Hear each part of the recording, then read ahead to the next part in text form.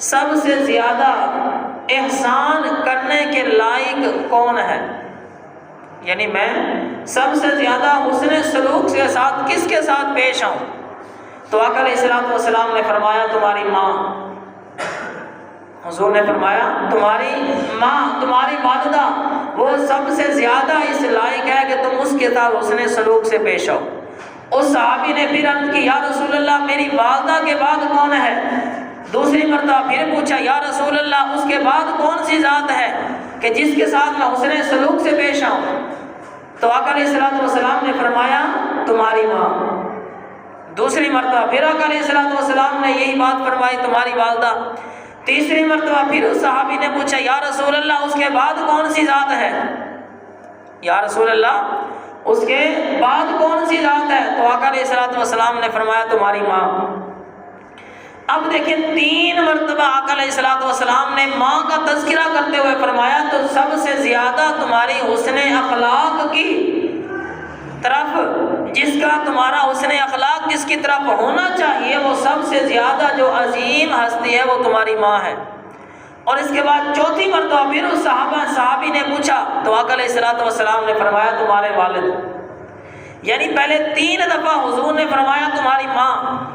ایک بندہ آقا علیہ الصلوۃ والسلام کی خدمت میں حاضر ہوتا ہے، آ کے عرض کرتا ہے یا رسول اللہ صلی اللہ علیہ وآلہ وسلم، یا رسول اللہ میری والدہ بوڑھی ہو گئی ہیں، یا رسول اللہ میری والدہ بوڑھی ہو گئی ہیں، یا رسول اللہ میں نے اپنی والدہ کو اپنے کندھوں کے اوپر اٹھا کے حج کروایا ہے، 7 چکر طواف کے لگوائے ہیں کہ یا رسول اللہ کیا میں نے اپنی والدہ کا حق ادا کر دیا؟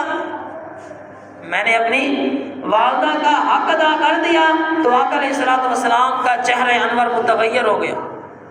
آقا علیہ الصلوۃ والسلام جلال میں آئے اور آقا علیہ الصلوۃ والسلام نے فرمایا تو بات کرتا ہے کہ تو نے اپنی ماں کا حق ادا کر دیا، بلکہ تو نے تو وہ حق بھی ادا نہیں کیا جب تیری ماں نے تجھے پیدا کرتے وقت جو تیری ماں کو تکلیف ہوئی تھی تو نے تو اس تکلیف کا حق بھی ابھی تک ادا نہیں کیا، تو نے اس تکلیف کا حق بھی ابھی تک ادا نہیں کیا، تو اپنی والدہ کا پوری زندگی کا حق کیسے تو ادا کر سکتا ہے؟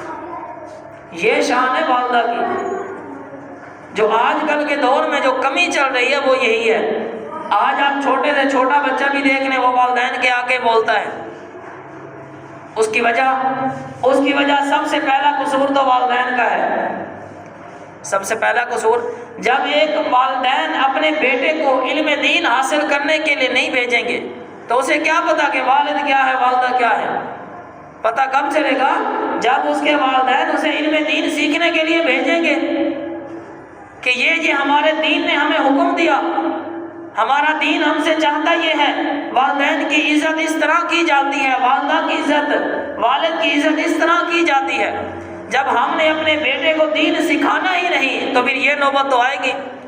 ایک بندہ حضرت صدیق اکبر رضی اللہ تعالیٰ عنہ کی بارگاہ کے اندر حاضر ہوا، اس نے آ کے عرض کی اے صدیق، اے امیر المؤمنین، آپ مسلمانوں کے خلیفہ ہیں، یہ میرا بیٹا ہے اس نے مجھے مارا ہے، میرا بیٹا ہے اس نے مجھے مارا ہے، ڈنڈے کے ساتھ مارا ہے۔ تو حضرت صدیق اکبر آپ نے اس کے بیٹے کو بلوایا۔ اس کا بیٹا جب آیا تو حضرت صدیق اکبر پوچھنے لگے کہ ہاں بھائی تم نے اپنے والد کو مارا ہے؟ اس نے کہا جی میں نے مارا ہے۔ کیوں مارا ہے؟ اس نے کہا میں چراتا ہوں اونٹ۔ میں کیا چراتا ہوں؟ اونٹ چراتا ہوں۔ میرے والد نے مجھے کہا ہے کہ جب 2 اونٹ